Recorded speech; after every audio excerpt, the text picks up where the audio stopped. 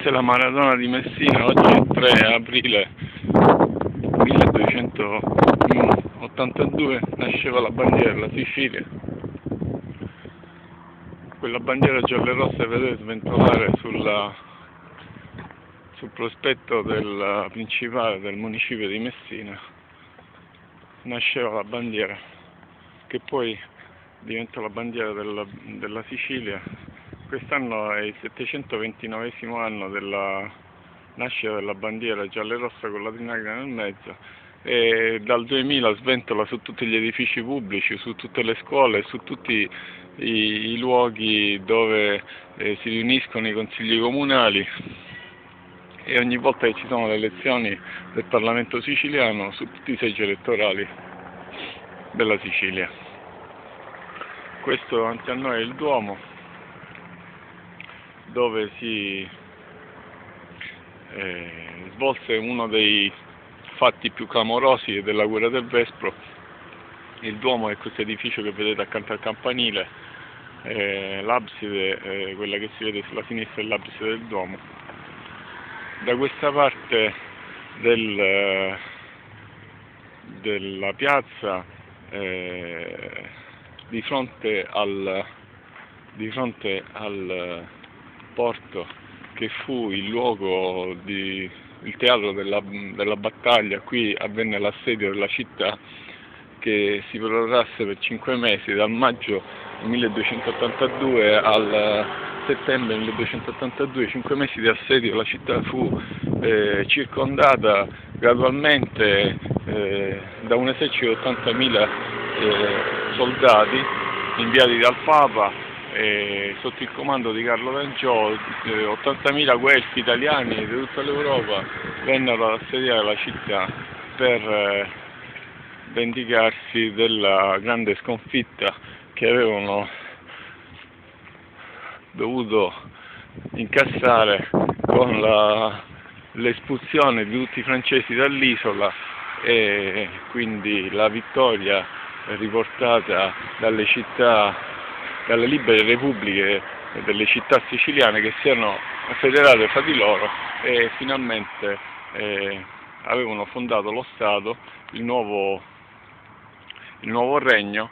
Attorno al Parlamento siciliano, che si riunì nella chiesa della Martorana, decisero di inviare gli aiuti a Messina, che era assediata. Il 3 di aprile 1282, a seguito di queste decisioni, venne fondata la bandiera gialla e rossa in diagonale, che sono proprio i colori della città di Corleone, i colori comunali della città di Corleone e i colori comunali della città di Palermo, che da quel giorno rappresentano la Sicilia in tutto il mondo.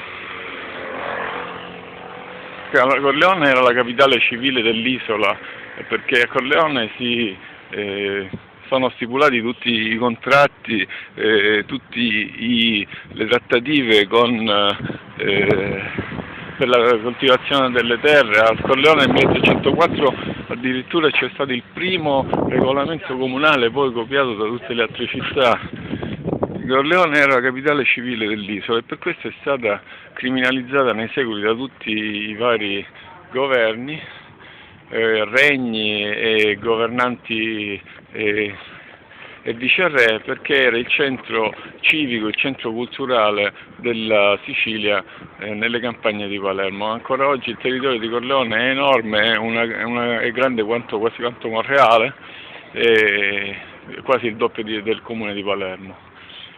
Al 3 aprile la federazione di queste città riuscì a ottenere questa grande associazione di città che si erano liberate dai francesi, e fondarono questa federazione di città, che poi portarono avanti la guerra difendendo Messina dall'assalto dell'esercito angioino, e finalmente riuscirono, dopo grande resistenza durata 5 mesi, a sconfiggere finalmente i guelfi e arrivare a ottenere in questa città, una vittoria storica che cambierà la storia del pianeta.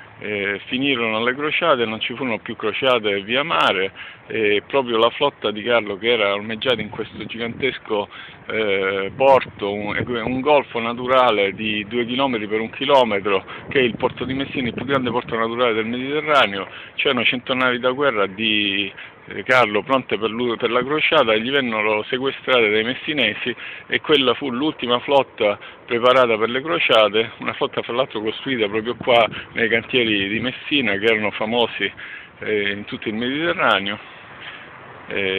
Quella flotta gli fu sequestrata, e con quella flotta i messinesi e i siciliani provenienti da tutta la Sicilia costruirono anche alcuni, rinforzavano le fortificazioni che proteggevano la città da tutti i lati.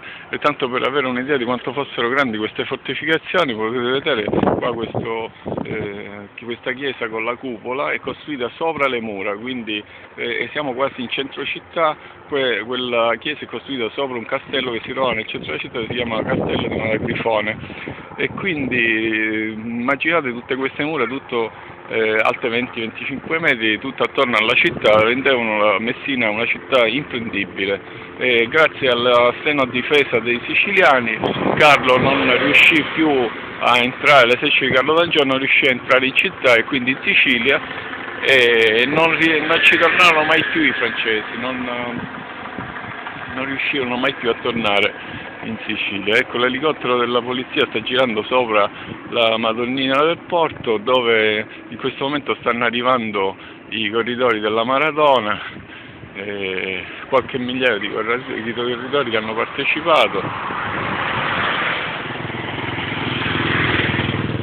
Stanno passando ora davanti al municipio di Messina.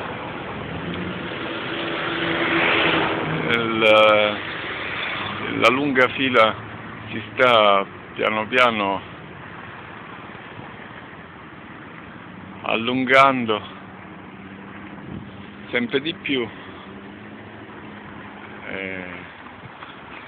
In questo 3 aprile 2011 il traghetto è uscito in questo momento.